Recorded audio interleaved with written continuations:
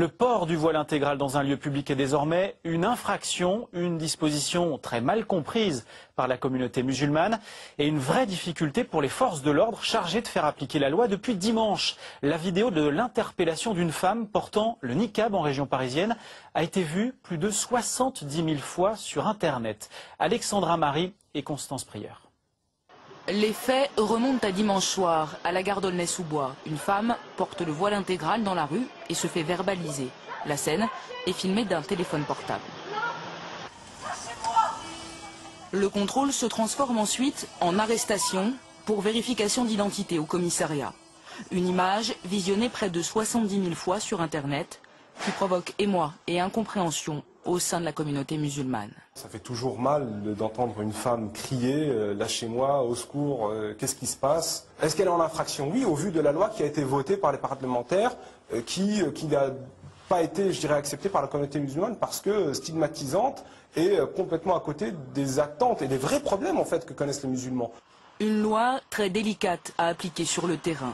Les équipes de police ont reçu une note en interne les appelant à la pédagogie et au discernement. Pour ce syndicat, même si l'image est forte, dans ce cas précis, aucune violence n'est à déplorer. Là, c'est ce qu'on appelle, c'est maîtriser quelqu'un qui veut pas se laisser maîtriser, mais il n'y a pas d'acte de violence, elle n'est pas conduite au sol. C'est une loi sensible, elle touche la liberté de culte. Maintenant, si la personne contrôlée se prête au contrôle d'identité, il n'y a aucun problème. Seulement, nous avons affaire, c'est un sujet, on va dire, hautement politique, et les gens veulent mettre les policiers en difficulté.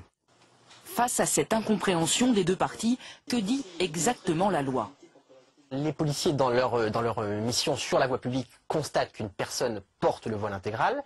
Ils doivent alors contrôler son identité, ce qui suppose que la personne accepte de montrer son visage et des documents qui démontrent son identité. Si elle refuse de le faire ou qu'elle est dans l'impossibilité de le faire, ils peuvent alors l'interpeller pour vérifier au poste de police son identité. La dissimulation du visage dans l'espace public est désormais une infraction passible de 150 € d'amende. Le texte de loi prévoit une période de transition pour engager le dialogue auprès des femmes portant le hijab. Dialogue difficile et néanmoins nécessaire si l'on en juge la controverse suscitée par cette affaire.